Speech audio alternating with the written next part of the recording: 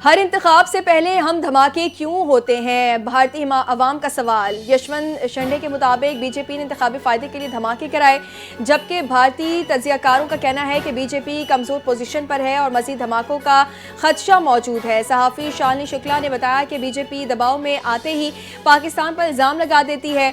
भारतीय रहनुमाओं ने धमाकों को इंतखाबी फॉल्स फ्लैग करार देते हुए हुकूमत पर उंगलियां उठाई हैं।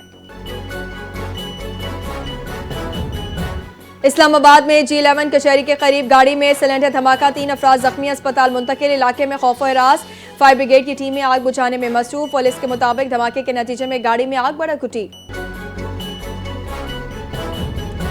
गिलगित बल्तिस्तान के गंदलू इलाके में बदतरीन लैंडस्लाइडिंग, कई मुसाफिर गाड़ियां मलबे तले दब गईं, कुछ अफराद के फंस जाने के इत्तलात मौसूल।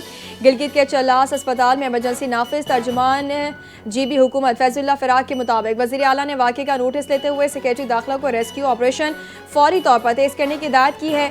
रेस्क्यू टीमें जाए वक़ुआ पर पहुंचकर इमदादी कार्रवाइयाँ शुरू कर चुकी हैं और मुतासर अफराद को महफूज निकालने के लिए कोशिशें जारी हैं। कौमी असम्बली का इजलास स्पीकर एयाज सादिक की ज़ेर सदारत जारी। वज़ीर कानून आज़म नज़ीर तारड़ ने 27वीं आईनी तरमीम का बिल मंजूरी के लिए ऐवान में पेश कर दिया। इजलास से खिताब करते हुए वफाकी वज़ीर कानून ने कहा, हमेशा आइन में तरमीम अक्सरियत की हिमायत से की जाती है और अदालतों का ज़्यादा वक्त आइनी मुकदमात में सर्फ होता रहा। आइनी बेंच के क़याम से दीगर मुकदमात जल्द निपटाए जा सकेंगे। तमाम सूबों और विफाक को नुमाइंदगी दी गई है। माजी में सोमोटो का इख्तियार वज़रा और वज़ीर आज़म के लिए इस्तेमाल होता रहा, मगर आर्टिकल 200 में तरमीम के बाद जजिस के तबादले का इख्तियार जुडिशल कमीशन को दे दिया गया है।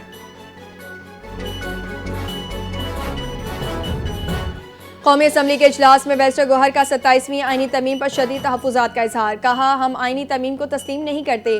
आइन में तरमीम एक हसास मामला है। 26वीं तरमीम का बाकी एजेंडा अब लाया गया है। कानून के सामने जवाबदेह होना ही कानून की बालादस्ती है।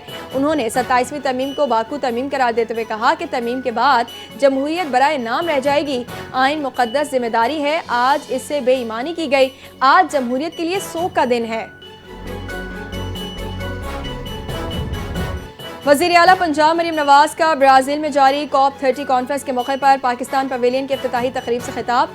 कहा कि पंजाब 5 दरियाओं की सरजमीन है, लेकिन आज ये खित्ता मौसमियाती तब्दीली के खतरात से बराह रास्त मुतासिर हो रहा है।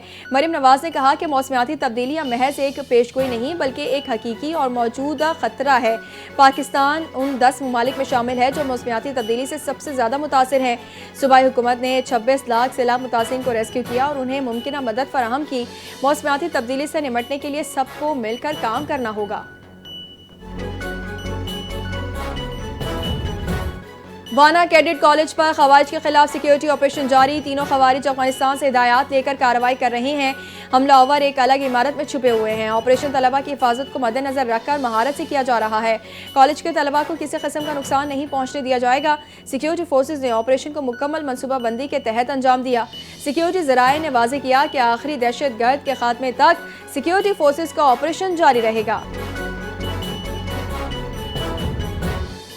अफगान हुकूमत TTP के खिलाफ मौसर कार्रवाई करे तो पाकिस्तान ताउन के लिए तैयार है। बैनुल पार्लिमानी स्पीकर्स कॉन्फ्रेंस से खिताब करते हुए वज़ीर आज़म शहबाज शरीफ ने कहा कि अमन सलामती और तरक्की पर पार्लिमानी रहनुमाओं को प्लेटफॉर्म पर लाना बाइस फ़ख्र है। पाकिस्तान ने हमेशा इस्तेकाम और दिफाए वतन में आज़म का मुजाहरा किया। पाकिस्तान और अफगानिस्तान के दरमियान बातचीत में ताउन पर दीगर ममालिक की तारीफ। पुरअमन अफगानिस्तान ही इलाकाई राबता, तरक्की और खुशहाली की कुंजी। शिद्दत पसंद गिरोह का खतरा, तरक्की और खुशहाली के लिए अमन सलामती लाजिम व मलजूम है।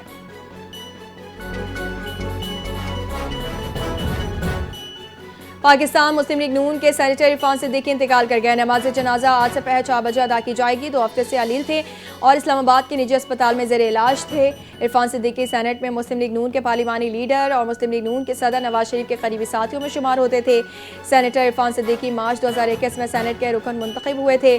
वो सेनेट की खारजा उमूर कमेटी के चेयरमैन भी थे।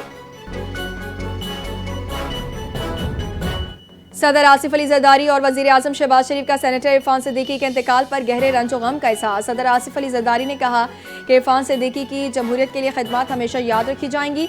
वज़ीर आज़म शहबाज शरीफ ने इज़हार ताज़ियत करते हुए कहा कि पाकिस्तान एक संजीदा मुफक्किर और उसूल पसंद दानिश्वर से महरूम हो गया। पाकिस्तान पेट्रोलियम लिमिटेड को सिंध में बड़ी कामयाबी मिल गई। गंबर्ड साउथ ब्लॉक में तेल, गैस और LPG की पैदावार बढ़ गई। PPL ने स्टॉक एक्सचेंज को खत में कहा कि गैस की पैदावार 5 MMSCFD इजाफे से योमिया 60 MMSCFD और तेल की पैदावार में योमिया 35 बैरल का इजाफा हो गया।